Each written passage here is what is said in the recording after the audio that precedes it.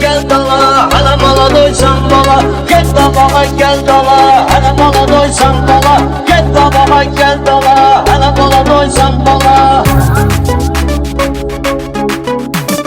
Mən deyirəm meyxana lazım olsa həzində, sənətkaram millətin xalqımızın gözündə.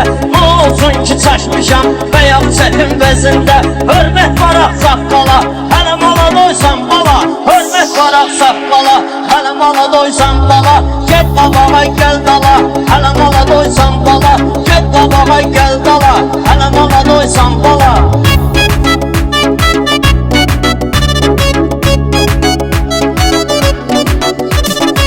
Şahlayır meyxana zamin işarəsində. Mən deyərəm sözləri masallı barəsində. Rəşad dağlı müdürdür sənət idarəsində. Sən hələ yazıl filyala, hələ mala doysan bala. Gedib yazıl filyala, hələ mala doysan bala. Sən nə cür nə müdürsən, işlərin cürətlidir. Güya ki sən müdürsən, işin də cürətlidir. Mənim gördüyüm işsə səndən də ləzzətlidir. Mənim gördüyüm işlər səndən də ləzzətlidir. Mən elə dahiyəm ki sözlərim hikmətlidir. Sən də otur xırdala, hələ mala doysan bala. Sən də otur xırdala, hələ mala doysan bala. Get qabağa gel qala, hələ mala doysan bala. Get qabağa gel qala, hələ mala doysan bala.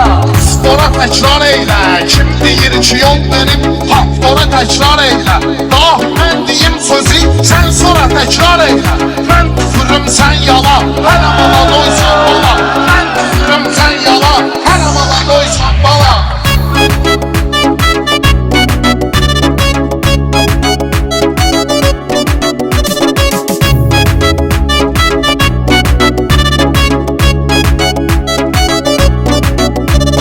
İstəmirəm mən bugün bu meyyanı qatdırım. Rəşadı özüm almışam, gərək özüm çatdırım. Məcbur eyləyir mənə, bunu özün yalatdırım. Pul verin bu hambala, hələ mala doysan bala. Pul verin bu hambala, hələ mala doysan bala.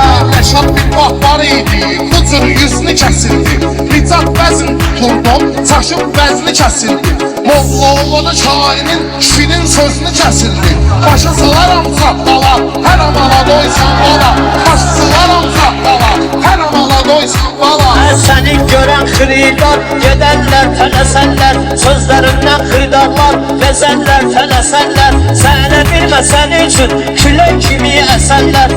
Səni tək eşeğin hər sözünü kəsərlər. Sal başını qanqala, hələ mala doysan